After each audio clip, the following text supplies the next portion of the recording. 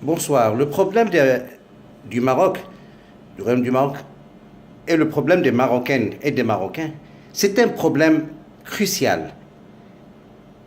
J'ai voulu parler dans une autre langue, dans notre langue française, francophone et francophile, pour parler à beaucoup plus de personnes qui touchent de près ou de loin les intérêts et qui sont conscients de notre problème, comme le président de la République, mon frère Macron, Emmanuel, à qui je rends un hommage particulier. Et comme d'autres, je vais dire, le problème, le mouchkil ديال المغرب والمغاربة اليوم, c'est pas seulement que Sa Majesté, que Dieu l'assiste, lui donne longue vie, qu'il puisse changer des gens pour remplacer ce gouvernement du PJD, ou que même qu'il démet le gouvernement, qu'il les remplace par quelqu'un économiste pour négocier encore avec le Fonds monétaire, avec le Club de Paris, avec d'autres États qui nous prêtent l'argent, qui nous empruntent l'argent comme l'Arabie Saoudite. Non, ça, c'est dans l'évidence et la nature des choses pour un chef d'État, pour le roi qu'il est. Mais ça n'apportera pas pour le moment quelque chose dans la poche des ménages et des ménagères marocaines. Surtout, le Maroc traverse une période de difficultés majeures. Cette difficulté est due à des crédits qu'on a pris à hauteur de 300 et quelques milliards de dirhams selon le gouvernement en place et le ministre en place, Boussaïd, et l'actuel Premier ministre qui est incapable. Il est incapable parce qu'il y a plusieurs paramètres qui se condensent en elle-même. Il n'a aucune autorité sur quoi que ce soit. Que voulez-vous? Un psy. Ça, c'est un. Il est là par la force du PJD et la continuité de Ben Kiran, qui a presque vidé, lui et d'autres, parce qu'il est le seul responsable. Il faut qu'on se le dise. Nous n'avons rien contre la personne d'Ali Ben Kiran. Avec d'autres ministres, la totalité des caisses d'État qui appartient à la poche de la majorité silencieuse du peuple marocain. Voilà ce que je dis. Donc notre problème est majeur. Notre problème est un problème d'argent. L'argent, c'est le nerf de toutes les guerres.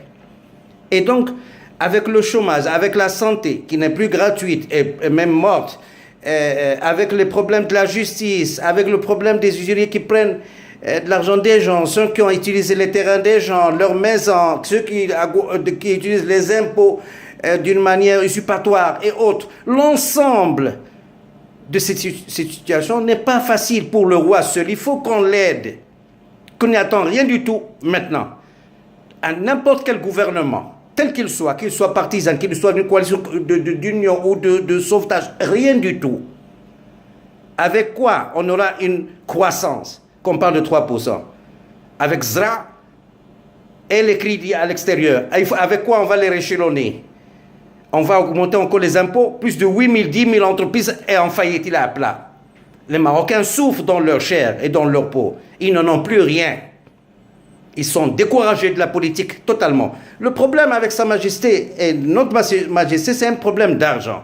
Il faut qu'on arrive à émerger dans un nouveau système économique participatif, d'une économie participative, pas politique, qu'on nomme qui il veut, qui fait. Ça, c'est pas notre problème.